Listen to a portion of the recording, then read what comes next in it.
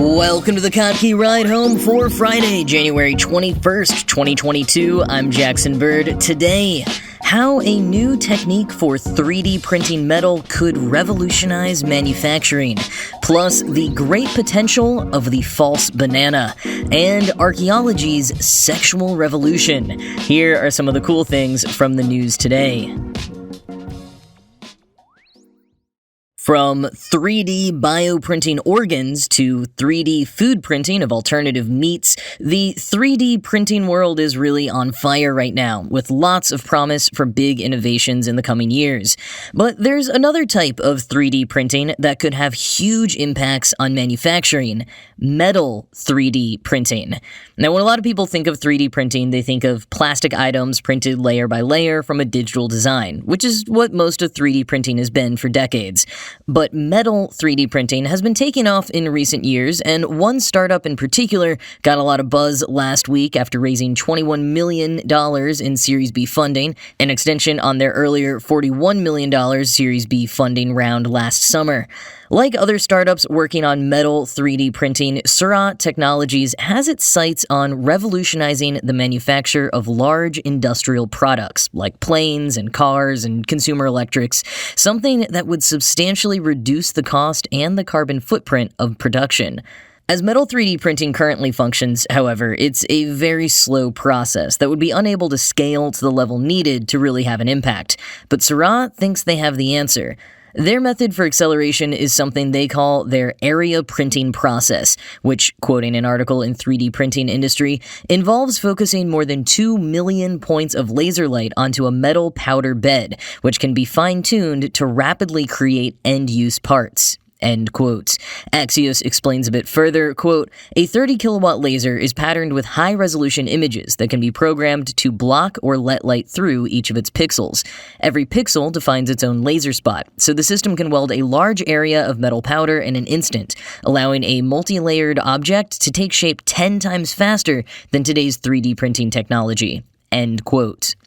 And again from 3D Printing Industry, quote, "Within the automotive sector, the company sees potential applications for its technology in producing on-demand spares and prototyping components for next-gen electric vehicles, while it believes that the inherent scalability and spatter-free nature of its process also make it ideal for producing large-format parts with industrial applications." End quote. And Axios points out that were it to work on a large scale, the U.S.'s fragile supply chain could be, quote, reimagined using low-cost print depots to manufacture parts domestically at high volume where and when they're needed. End quote. And Surat Technologies is not shy about how revolutionary they think this could be. CEO and co-founder James DeMuth said last summer, quote, "Surat is bringing to market a completely revolutionary technology. Think evolving from writing a letter to the advent of the printing press, but with lasers printing metal parts." End quote. Bold words, but the company does now have deals with what it says are 7 of the largest automotive, aerospace, energy, and industrial companies on Earth to start commercializing their tech this year. Interestingly, DeMuth also explained in a Medium post last year how the idea came to him when he was working on energy fusion at the U.S. Department of Energy's Lawrence Livermore National Laboratory. He and others were working on a design for a reaction chamber that could hold up to the drastic temperature changes that occur with the use of lasers to produce energy, eventually coming up with an adaptation of an existing light method used for other purposes on other projects at the lab. But DeMuth had the idea to repurpose the tech once more for metal 3D printing. Took a few years to crack and far more to secure funding, but now it looks like the curiosity and hard work might be paying off. I mean, 3D printed cars. I'm not exactly sure if this is where it would go because IP would be a whole issue. Who knows how common these print shops might be, but just imagine eventually being able to have like a particular specific car part 3D printed on demand when it breaks down instead of needing to wait for days or weeks for that part to be shipped from somewhere. Now, overall, the impacts on the auto industry are something I'd be curious to see the advantages and disadvantages to, but the general idea of being able to mass 3D print metal products, even beyond cars, electronics and stuff like that, is intriguing and something that's feeling closer to reality than it has before.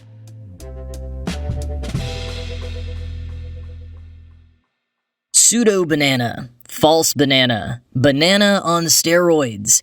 These are just a few nicknames for the enset, an Ethiopian crop from the banana family that some think could help reduce food insecurity far beyond its native home. Atlas Obscura describes the enset as looking like banana plants, harvesting like a root vegetable, and tasting like flatbread, saying that it's much more potato-like than banana-like despite its genetic makeup. In Ethiopia, the stems and root of the enset, once pulped and fermented, are used to make foods like porridge and bread. The actual banana-looking part, the kind of pod, is inedible.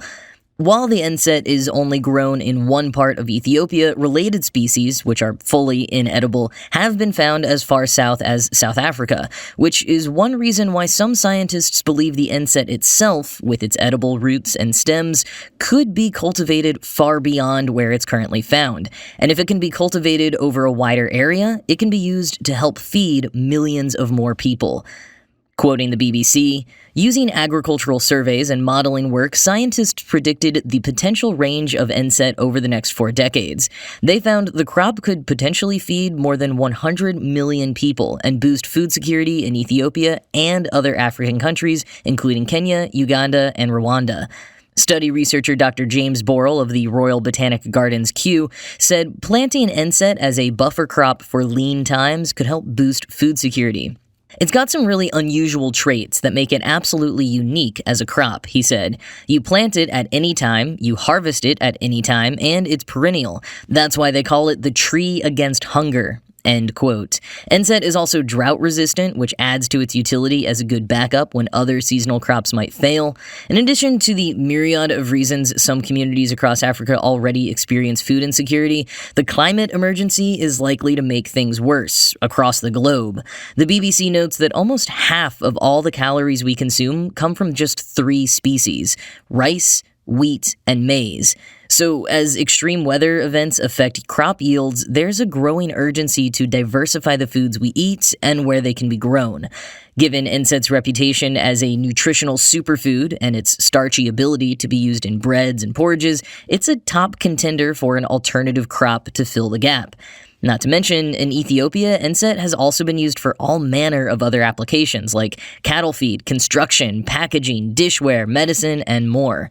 Perhaps enset will become more common outside of Ethiopia in the future, but we'll need more than just this one particularly talented crop. As Dr. Borrell told the BBC, quote, "We need to diversify the plants we use globally as a species because all our eggs are in a very small basket at the moment." End quote.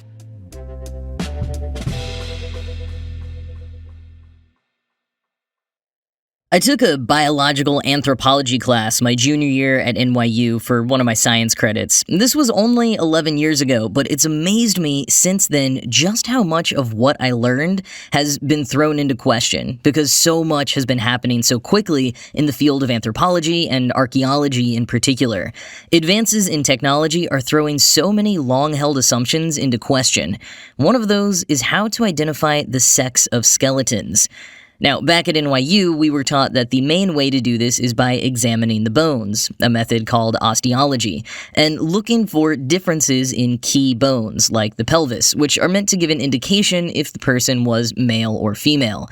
There are a number of shortcomings here. For one, it's not super consistent or reliable. The difference between bones of males and females is hormone-driven, according to Durham University bioarchaeologist Rebecca Goland, speaking to The Guardian in a recent article.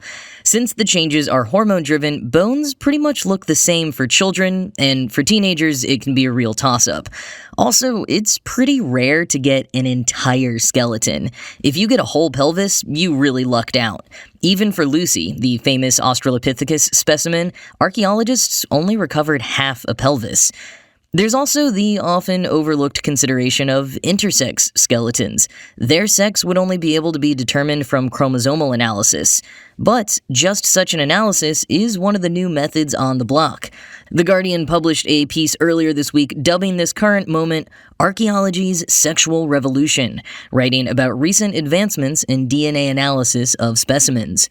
Innovations in DNA analysis over the past few years can take much more of the genome into account, beyond just genes that link to sex chromosomes, but even those are having big impacts.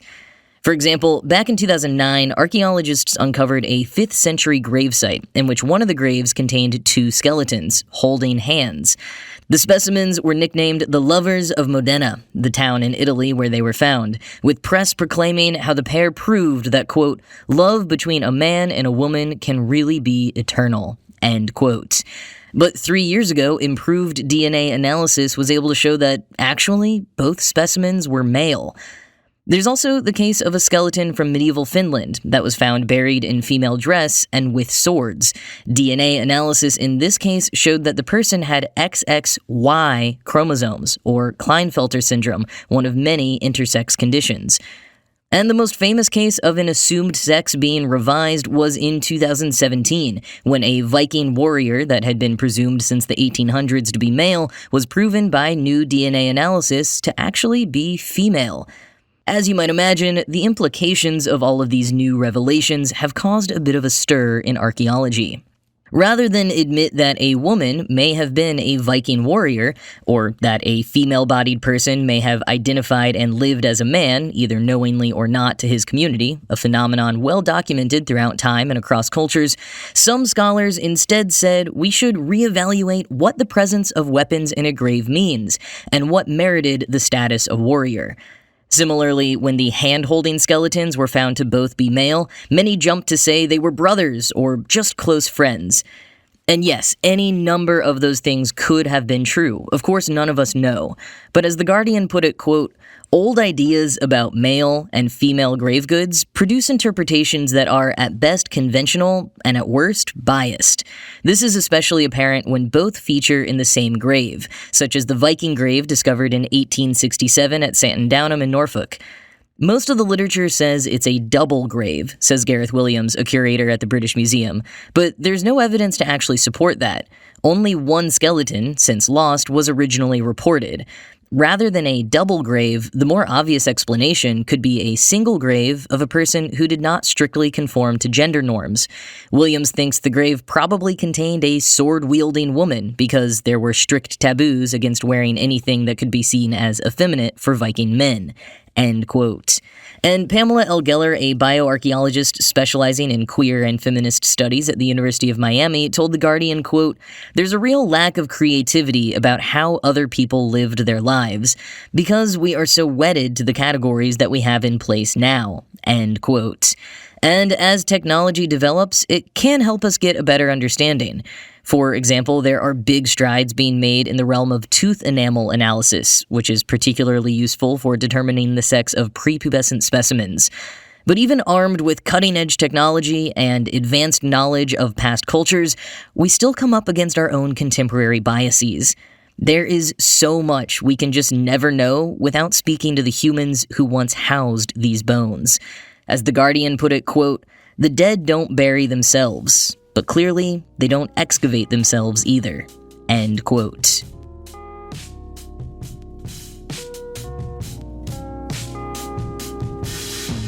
Well, a couple of weird news items to leave you with for the weekend. First, The Great British Bake Off is apparently being made into a musical. Not like a musical episode, a full-length stage musical in England.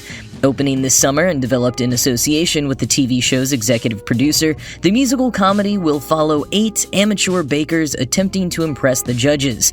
The synopsis reads, quote, follow the trials and tribulations of our bakers, all with their own stories to tell and as unique from one another as their marvelous baked creations. Find out who will triumph as star baker and who will fall foul of a soggy bottom. End quote. Now, I gotta say, at first I was perplexed how a reality competition show could be made into a musical, but reading the synopsis, it kind of sounds like a chorus line or the 25th annual Putnam County Spelling Bee, where the competition is there, yes, but the show is really about telling the personal stories of each of the contestants. So maybe this will work. Tickets are already on sale for the summer, so if you are in the UK or planning to go, you can check it out and let the rest of us know how it is. In other news, you know Cameo, the site where you can pay celebrities to send video messages as GIFs? Like, you can get Tony Hawk or Brian Baumgartner from The Office or a ton of TikTokers and reality show stars to record personalized messages for anywhere from $20 to a couple $100. I have a lot of thoughts about Cameo that maybe I will eventually dig into, but the newest personality to join the app is Punxsutawney Phil, aka the official Groundhog Day groundhog, who tells us whether or not we will be getting 6 more weeks of winter.